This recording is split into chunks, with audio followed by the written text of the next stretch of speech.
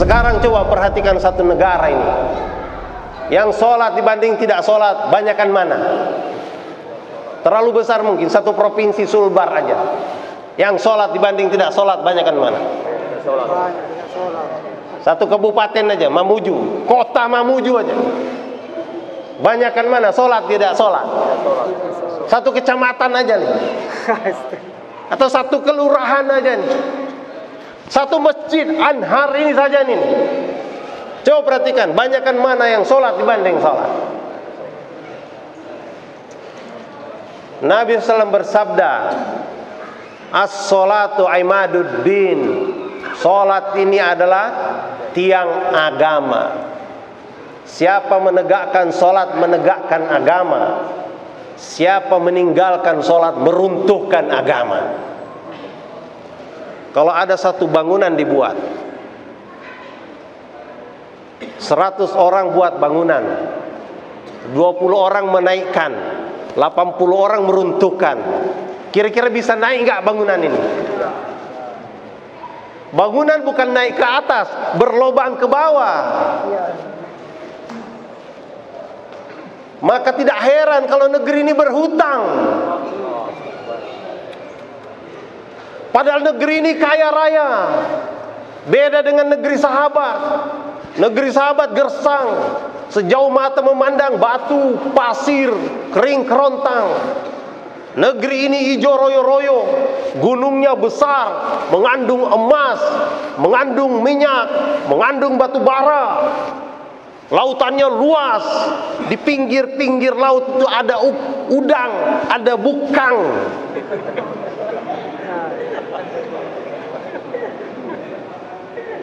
Di tengah-tengahnya ada ikan tuna, ada ikan bete-bete, ikan lure-lure, ikan cumi-cumi.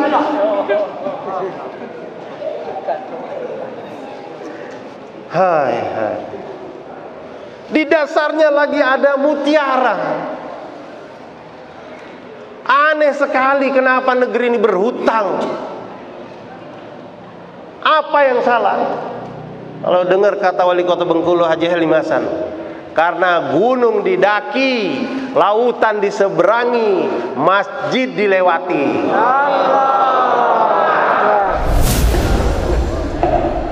Assalamualaikum warahmatullahi wabarakatuh.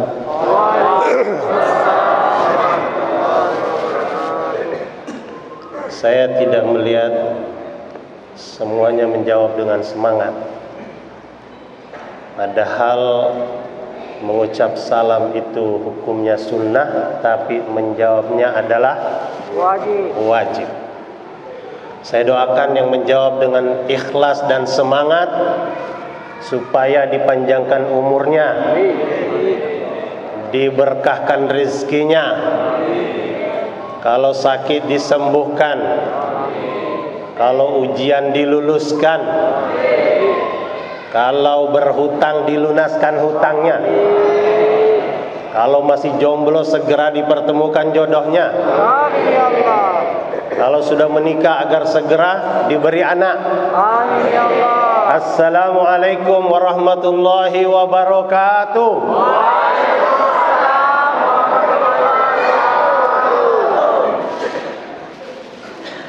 Alhamdulillah. Masara mapuji lauri sesena puang Allah Ta'ala. Majepo asalewangenna nenia ade cengenna ia manang rupa tau. Engkai rilaleng as-sukuna akamalakeng agama. Jamai parentana niniri papesangkana.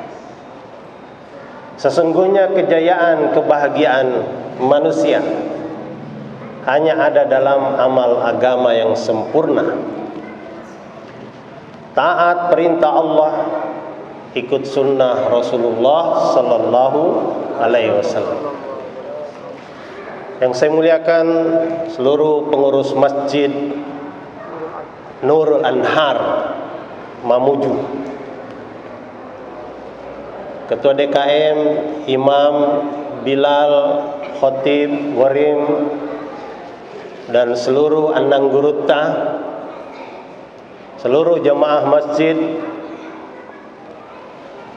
dan seluruh aparat pemerintah yang mewakili gubernur, bupati, kapolda, kapolres, dan tidak ada satupun yang tertinggal. Semoga seluruhnya menjadi ahli-ahli surganya Allah Subhanahu wa taala.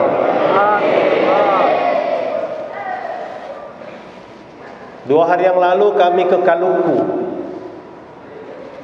ke pondok pesantren At-Tahiriyah An-Nadiyah. Di sana berjumpa dengan pengurus pondok dan beliau sampaikan pesan Imam Lapeo. Dengarkan baik-baik. Imam Lapeo berkata bahwa siapa saja yang meneruskan kerjaku, dia adalah anak-anakku. Nampak dari depan mimbar ini wajah-wajah penduduk Mamuju Mandar ini adalah wajah-wajah penerus kerja Imam Lapeo semua. Artinya ini adalah anak-anak Imam Lapeo, bukan anak biologis, tapi anak ideologis. Anak-anak yang membawa kalimat yang dahulu dibawa oleh Imam Lapeo, yakni kalimat la ilaha illallah. De gaga sewari sompa saliwenna Allah Ta'ala. Tiada yang berhak disembah selain Allah Subhanahu wa Ta'ala. Dialah Allah yang menciptakan 7 lapis langit tanpa memerlukan tiang, menghamparkan 7 lapis bumi tanpa memerlukan bulldozer, membentangkan 7 kolam lautan tanpa memerlukan terpal, menurunkan hujan tanpa memerlukan tangki, menumbuhkan pepohonan, mengeluarkan batang-batangnya, mengeluarkan daun-daunnya, mengeluarkan bunga-bunganya, mengeluarkan buah-buahnya, merubah warnanya dari hijau menjadi kuning, merubah rasanya dari pahit menjadi manis. Semua ini adalah kerja Allah Subhanahu wa taala. La ilaha illallah. Hadirin yang mulia, pada pertemuan yang berbahagia ini, kita ini harus saling ingatkan bekal akhirat. Kata Anang Gurutta Imam Lapeo, malilu sipa kainga, rabba sipa tokong, mali sipa rappe. Lupa saling ingatkan, jatuh saling membangunkan, hanyut saling menolong. Inilah pesan nenek moyang kita, dan inilah yang harus kita pegang teguh agar kita selamat dalam kehidupan dunia yang sementara ini sampai kepada kehidupan akhirat yang selama-lamanya. Kita harus saling ingatkan bahwa dunia ini bukan tempat tinggal. Dunia ini adalah tempat meninggal. Setiap hari umur kita bukan bertambah, tetapi berkurang. Hari ini kita berjalan di permukaan bumi, tapi tidak lama lagi kita akan ditimbun di bawah permukaan bumi. Ada orang sore-sore masih duduk di dalam beranda, malam-malam sudah tidur di dalam keranda. Kata Kyai Uzairon almarhum, Ada orang maghrib masih di dunia, Isya sudah sampai di akhirat. Akhirat ini dekat, hadirin yang mulia. Sedangkan bukan akhirat itu bukan kebun sawit 100 hektar, bukan ikan tuna 1000 ton, bukan deposito yang bertumpuk-tumpuk. Bekal akhirat adalah iman dan amal. Hadirin yang mulia, inilah yang diwariskan anang guru kita Imam Lapeo. Harus saling ingatkan, harus saling menguatkan. Dan di mana kita harus saling mengingatkan perkara ini? Hendaknya berpusat di masjid. Masjid ini adalah jantung satu kampung. Kalau ada orang yang darahnya keluar masuk jantung dengan lancar, maka insya Allah orang itu badannya sehat. Tapi kalau ada orang darahnya masuk susah, keluar susah, maka orang itu akan sakit. Begitulah satu kampung, masjid adalah jantung. Kalau satu kampung orang itu bolak-balik ke masjid, maka satu kampung itu akan sehat. Orangnya akan saling tersenyum satu sama lain, saling menyapa satu sama lain, dan silaturahim akan terjamin dengan baik. Ekonomi pun Allah Subhanahu wa taala akan mudahkan. Hadirin yang mulia, kalau keadaan masjid ini seret orang-orangnya, susah datang ke masjid, maka kampung itu juga akan seret rezekinya. Makuttu dan le'na. Hadirin yang mulia, coba kita kilas balik pada sejarah sebelum yang mulia baginda Rasulullah SAW mulai dakwah. Kehidupan manusia ini penuh dengan keburukan, penuh dengan kegelapan. Zamannya saja disebut zaman jahiliyah. Orang-orangnya itu jahil, tidak kenal hak satu sama lain. Anak tidak kenal hak orang tua, orang tua tidak kenal hak anak, tetangga tidak kenal hak tetangga.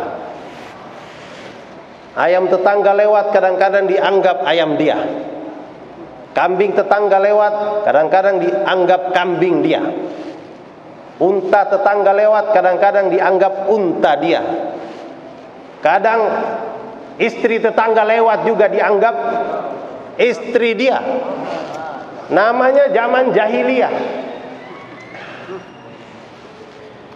Tidak ada kemuliaan, hina dina kehidupan, musuhan satu sama lain, perang satu sama lain, miskin.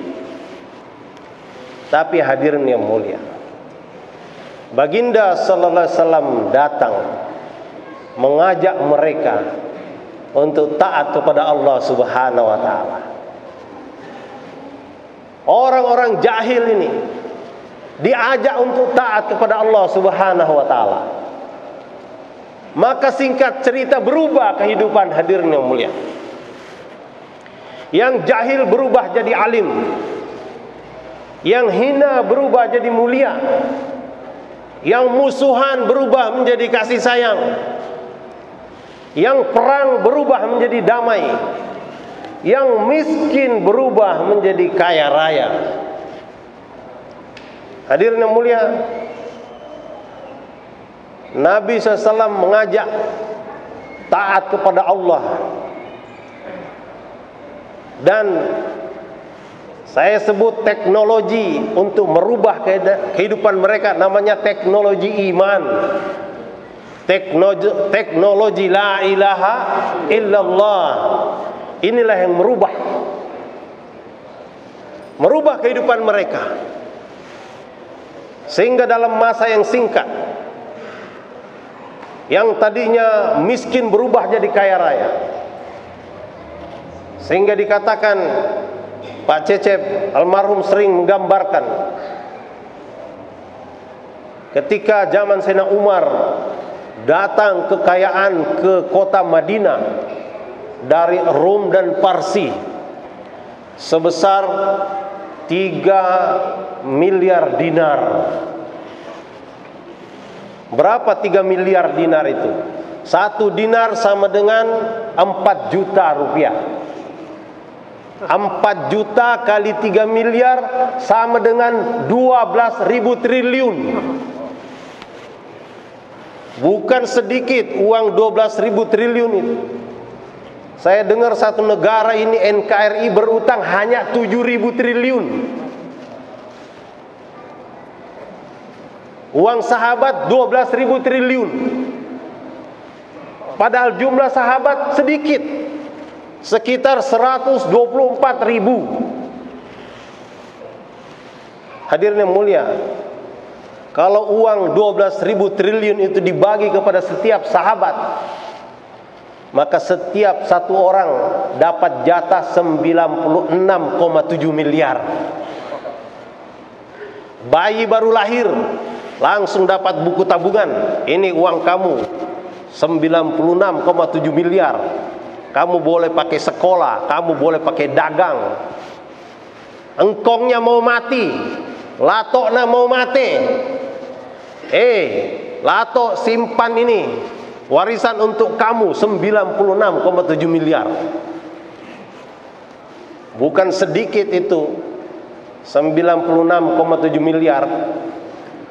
Kalau uang 100.000 ditumpuk, 1 senti itu 10 juta.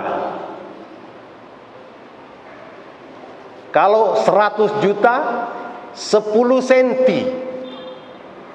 Kalau 1 meter 1 miliar.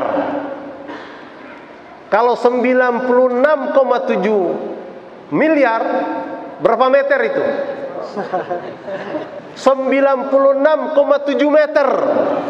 Uang 100.000. Tingginya Monas di Jakarta itu 125 meter. Hanya beda sedikit dengan Monas. Tumpukan uang 100.000. Setiap satu orang sahabat dapat ini.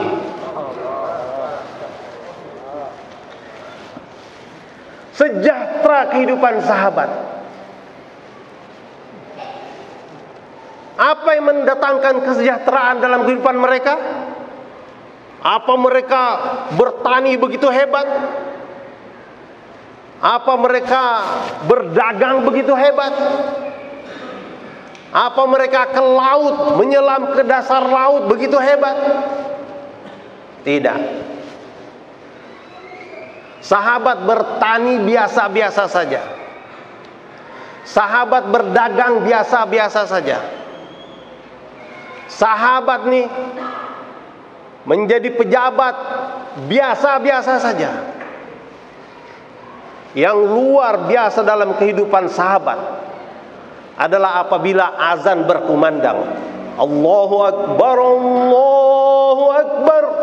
Oh, yang petani langsung lemparkan cangkulnya. Allahu Akbar. Ada nggak di Mamuju nih petani lemparkan cangkul kalau azan berkumandang? Besok lemparkan cangkul insyaallah. Insyaallah. Yang dagang tinggalkan tokonya. Bapak kalau pergi ke Mekah, perhatikan ketika azan berkumandang semua orang meninggalkan tokonya. Mereka faham yang memanggil itu siapa dan apa yang mau diberikan ketika dipanggil. Hari ini kita tidak faham siapa yang manggil. dan tidak tahu apa yang mau diberikan ketika datang.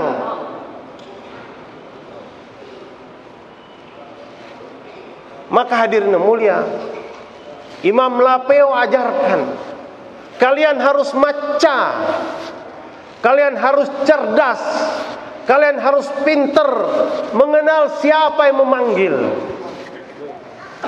Siapa yang memanggil hadirin? Allah. La ilaha illallah.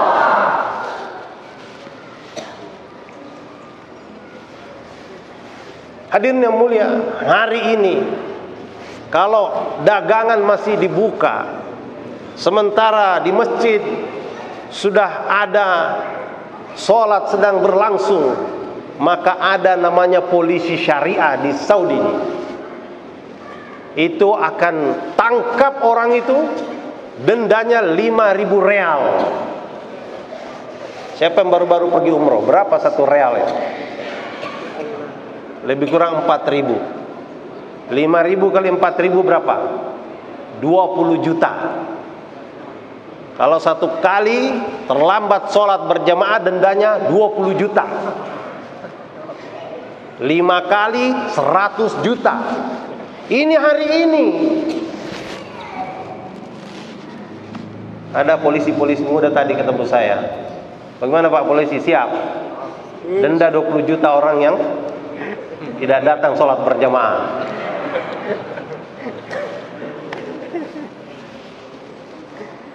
Itu tidak seberapa hadirin yang mulia. Sayyidina Umar radhiyallahu anhu pernah ketinggalan sholat berjamaah. Berapa denda dibayar Sayyidina Umar karena ketinggalan sholat berjamaah? Dia bayar 200.000 dirham. Bedanya dirham dengan dinar supaya gampang. 1 dirham bisa beli 1 ekor ayam. 1 dinar bisa beli 1 ekor kambing. Seekor ayam di sini berapa harganya? 100.000. Masya Allah. 100.000. Jadi kalau 200.000 dikali 100.000 berapa itu?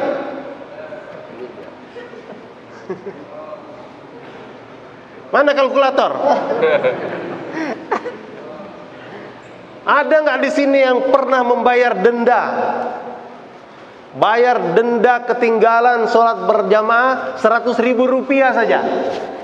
Coba angkat tangan.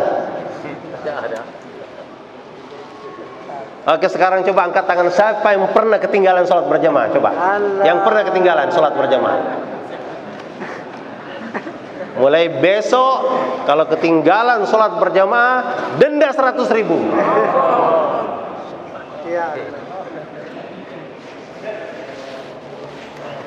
Kenapa perlu kita buat ini hadirin? Karena sholat ini solusi untuk semua masalah kehidupan. Banyak orang hari ini mengeluh masalah ekonomi, masalah ekonomi, masalah ekonomi. Lah, mengeluh masalah ekonomi tapi tidak perhatikan sholat berjamaah. Ada orang datang kepada Nabi mengadu, ya Rasulullah, kami ini kena krismon, mengeluh masalah ekonomi. Orang itu bukan dikasih duit oleh Rasulullah. Ini duit, kamu pergi ke pasar dagang, tidak. Atau dikasih bibit, ini bibit kamu tanam di kebun, tidak. Atau dikasih kambing, ini kambing kamu ternak di padang rumput, tidak.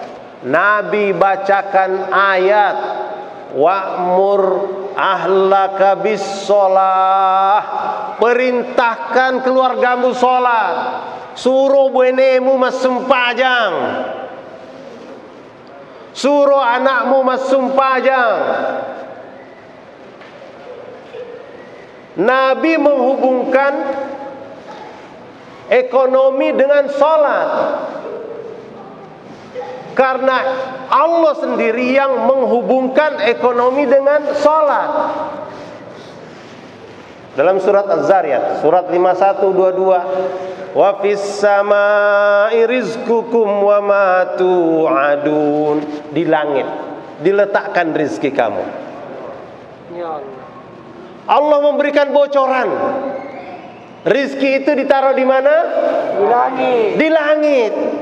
Yang membuat hari ini kita capek, karena barang itu ditaruh di langit, kita sibuk mencarinya di bumi. Beleng-beleng, kata Ustadz Dasad Latif. Barang itu ditaruh di rakyang, dicarinya di bawah kolong rumah.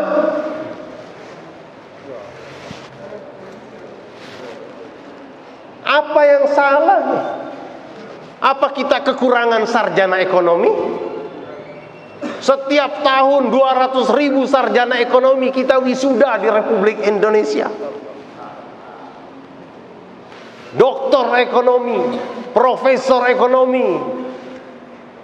Tetapi makin hari makin banyak yang mengeluh masalah ekonomi. Ya Allah. Di mana para pakar ekonomi ini?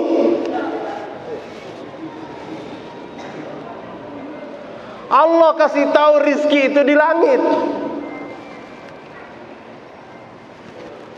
Dan Allah kasih kendaraan untuk naik ke langit.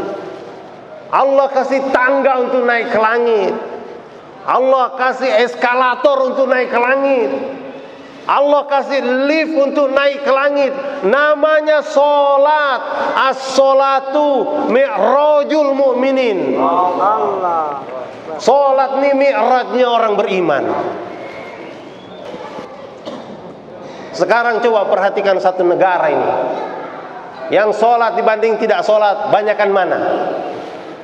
Terlalu besar mungkin, satu provinsi Sulbar aja. Yang solat dibanding tidak solat, banyakan mana? Satu kabupaten aja, Mamuju, kota Mamuju aja. Banyakan mana? Solat tidak solat? Satu kecamatan aja nih. Atau satu kelurahan aja nih. Satu masjid Anhar ini saja nih. Coba perhatikan, banyakan mana yang solat dibanding solat? Nabi SAW bersabda, as-solatu imaduddin. Solat ini adalah tiang agama. Siapa menegakkan solat menegakkan agama. Siapa meninggalkan solat meruntuhkan agama. Kalau ada satu bangunan dibuat, 100 orang buat bangunan, 20 orang menaikkan, 80 orang meruntuhkan. Kira-kira bisa naik nggak bangunan ini? Bangunan bukan naik ke atas, berlobang ke bawah. Maka tidak heran kalau negeri ini berhutang. Padahal negeri ini kaya raya. Beda dengan negeri sahabat. Negeri sahabat gersang, sejauh mata memandang batu, pasir, kering kerontang.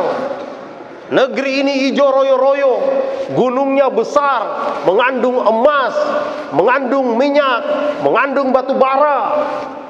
Lautannya luas, di pinggir-pinggir laut itu ada udang, ada bukang.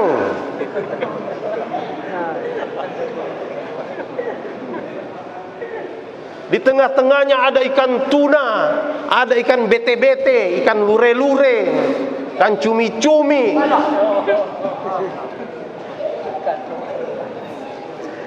Hai. Di dasarnya lagi ada mutiara. Aneh sekali kenapa negeri ini berhutang. Apa yang salah? Kalau dengar kata wali kota Bengkulu Haji Halim Hasan, karena gunung didaki, lautan diseberangi, masjid dilewati. Inilah masalah kita hadirin. Maka pertemuan yang ringkas hari ini, kita mau membangkitkan semangat kita. Sebagaimana dahulu Imam Lapeo bangkit mengajak orang di Sulawesi Barat ini untuk bangkit, membangun iman, membangun masjid, kemudian memakmurkannya. Dari situlah Allah Subhanahu wa taala akan turunkan keberkahan. Satu kampung orangnya bolak-balik ke masjid, maka dari langit itu akan nampak ke bawah. Oh, kampung ini orang-orangnya iman dan takwa.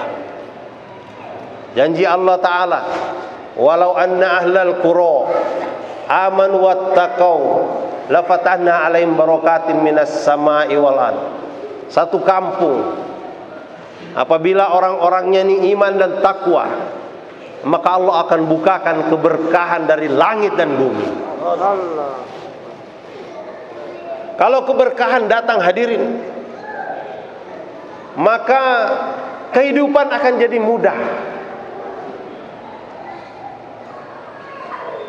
Kalau keberkahan tidak ada, yang mudah jadi susah. Kami pernah di Papua, Jayapura, di pinggir laut, taskil di satu masjid di situ.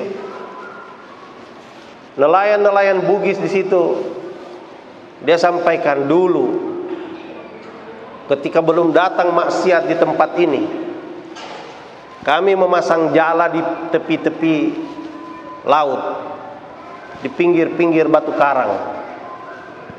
Malam hari kami pasang, besok pagi kami datang. Itu berat sekali membawa ikan-ikan itu untuk dijual di pasar, melimpah-limpah ikannya. Tapi ketika maksiat sudah mulai masuk ke tepi pantai, ikannya kabur, sampai hilang Gunung Jayawijaya, sampai kami ke perbatasan Papua Nugini mencari ikan, tidak ketemu-ketemu. Ikannya malas ditangkap. Ikan tuh malas ditangkap sama orang-orang yang tidak sholat, malas dimakan sama orang-orang yang tidak taat kepada Allah. Kalau dia boleh berteriak, saya tidak mau dimakan sama dia. Dia tidak menjaga sholat, padahal dia hari-hari berjalan di bumi Allah. Dia menghirup udaranya Allah, dia minum airnya Allah, dia makan berasnya Allah. Sekarang dia mau makan saya sebenarnya tidak mau. Ikan itu akan kabur, lari.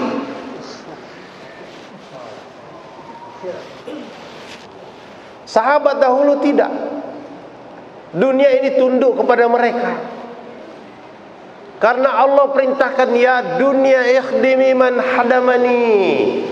Wahai dunia, tunduklah kepada mereka yang tunduk kepadaku. Allah perintahkan nih kepada gunung, kepada lautan, kepada ikan-ikan yang ada di dalamnya. Allah perintahkan nih kepada ayam-ayam, kepada kambing-kambing, kepada sapi-sapi. Allah perintahkan kepada kebun sawit, kepada kebun jagung, kepada kebun cengkeh, pada kebun kopi, tunduklah. Artinya untuk orang beriman, serahkan dirimu. Ada kawan saya di Toli-Toli, begitu sibuknya dia berkhidmat kepada jemaah, sehingga tidak ada waktunya untuk ngurus kebun cengkehnya. Ada 1000 pohon. Kalau di Mamuju di kebun cengkeh berbuah setahun berapa kali? Satu kali. Itu pun kalau dipelihara dengan baik, dibersihkan rumput-rumputnya. Saudara kita ini di Toli-Toli, tidak ada waktunya untuk ngurus kebun cengkehnya, sehingga kebunnya itu dipenuhi dengan rumput, tertutup. Itu rumput-rumput yang memenuhi pohon cengkehnya sampai tidak kelihatan. Ternyata cengkehnya dia dalam setahun 2 kali berbuah. Siapa yang keluarkan buahnya? Allah. La ilaha illallah. Pertolongan Allah ini nyata. Dari dulu, siapa yang menolong agama Allah, maka Allah akan tolong dia. In tansurullaha yansurukum. Dan menolong agama Allah ini mudah. Ajak orang datang ke masjid. Bersedia insyaallah? Insyaallah. Bagaimana caranya agar orang senang datang ke masjid? Pengurus masjid harus murah senyum. Jangan orang datang ke masjid, pengurus masjid manyun, cemberut, tukang parkirnya cemberut, tukang pukul beduknya cemberut, Pak Doja cemberut, Pak Katek cemberut, Pak Imam cemberut, DKM cemberut. Mana mau orang datang ke masjid seperti ini? Orang tuh senang datang ke hotel karena tukang parkir senyum, satpam senyum, resepsionis senyum, pelayan-pelayan hotelnya senyum, semua senyum. Jadi orang mau datang ke sana lagi dan datang ke sana lagi. Kita harus menerima yang datang ke masjid ini adalah tamu-tamu Allah Subhanahu wa taala. Yang memanggil mereka datang adalah Allah melalui muazzin. Maka yang datang itu adalah tamu-tamu Allah. Pengurus masjid ini adalah pelayan tamu-tamu Allah. Kalau tamu tuan rumah datang, dia haus tidak dikasih minum sama pelayan, itu bisa dimarahin. Kamu tidak kasih minum tamu saya, kamu tidak kasih makan tamu saya. Jadi pengurus masjid itu luar biasa. Dia bertanggung jawab langsung kepada pemilik rumah Allah ini. Maka pengurus masjid harus sediakan apa-apa yang diperlukan oleh tamu-tamu Allah. Ada yang datang ke masjid haus, tersedia minuman. Ada yang lapar, tersedia makanan. Ada yang sakit, tersedia obat. Ada yang ngantuk, tersedia bantal. Kalau panas, ada kipas angin, ada AC. Luar biasa. Kalau masjid diurus seperti Masjid Al-Anhar ini, Masya Allah, insya Allah masjid-masjid kita seluruh Indonesia ini akan makmur. Orang akan datang ke masjid. Orang akan senang berada di masjid. Orang datang itu karena tersedot. Masjid seperti magnet. Sebagaimana masjid Nabi itu seperti magnet. Orang tersedot untuk datang ke sana. Dari seluruh dunia datang ke Madinah. Dari Mamuju datang ke Madinah. Yang sudah pernah ke sana kepingin balik ke sana lagi, tidak kapok. Jangan sampai ada orang datang ke Masjid Anhar nih kemudian kapok. Pernah datang ke sini terkesan, kepingin kembali lagi. Kenapa? Karena masjidnya nyaman. Orang-orangnya ramah. Kalau lapar ada makanan, kalau sakit ada obat. Bahkan kalau jomblo, pengurus-pengurus menyediakan jodohnya. Allah Akbar. Gimana Pak Haji? Jangan dibiarkan jomblo itu berkeliaran. Duda dengan janda itu kalau ditanya dari hati ke hati, pasti dia tidak suka hidup sendiri.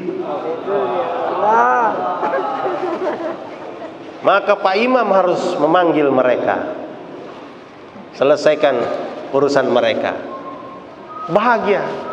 Beginilah satu demi satu umat diurus. Kalau pengurus masjid menjaga jamaahnya seperti ini, insya Allah semua masjid akan makmur. Banyak masjid tidak punya data jemaah. Di luar sana semua rumah-rumah ibadah punya data jemaahnya, tapi masjid tidak punya data jemaah. Yang ada itu data waktu Idul Kurban. Terima daging 1 kilo, 2 kilo. Tapi data jemaah masjid siapa? Kita harus kenal siapa yang sholat di masjid kita. Tanya namanya, tinggalnya di mana, di blok apa.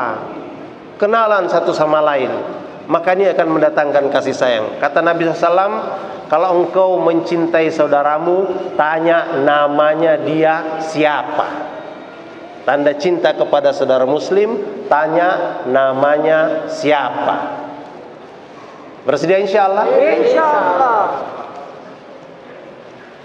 Masjid ini akan menjadi tempat untuk saling berkasih sayang, tetapi perlu melibatkan kaum perempuan. Bagaimana caranya? Kasih tahu istriku sayang, besok tolong siapkan pisang goreng, saya mau bawa ke masjid. Kalau ada 30 laki-laki bilang kepada istrinya, maka besok pagi tersedia 30 piring pisang goreng. Ya. Kalau pisang goreng tersedia di masjid, lama-lama orang seret. Nanti yang lain, kalau begitu besok saya bawa sarabah. Allah. Lengkap. Yang lainnya bawa kelapa muda. Lama-lama di masjid tersedia makanan 24 jam. Kalau makanan sudah tersedia di masjid, Masya Allah, anak-anak, orang muda, orang tua, semua akan betah di masjid. Kenapa orang cepat-cepat pulang dari masjid? Karena perut lapar. Makanya bapak ini jangan cepat-cepat pulang nanti, karena sesudah sholat isya disediakan makanan. Allah. Alhamdulillah. Jangan khawatir, sudah tersedia berapa kotak, mana panitia? 500 kotak tersedia.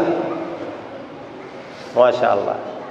Sediakan makanan di masjid. Bapak kalau pergi ke kolam, lemparkan roti, ikan-ikan akan ngumpul di situ. Kalau lemparkan biji jagung, ayam-ayam akan ngumpul di situ. Burung-burung juga akan datang. Begitulah kalau pisang goreng ada di masjid, maka jemaah akan ngumpul di masjid. Sederhana. Makanan itu sihir.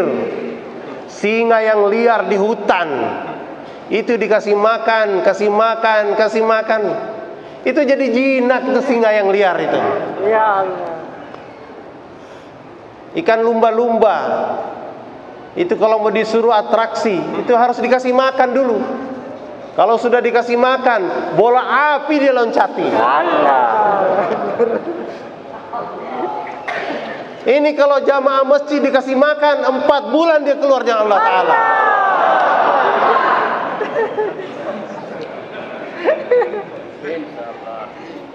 Kalau pengurus masjid pemurah, maka jamaah masjid akan pemurah juga. Dia jualan ikan di pasar, ada untung, untungnya akan taruh di masjid. Allah. Dia jualan sawit, sawitnya ada untung, untungnya ditaruh di masjid.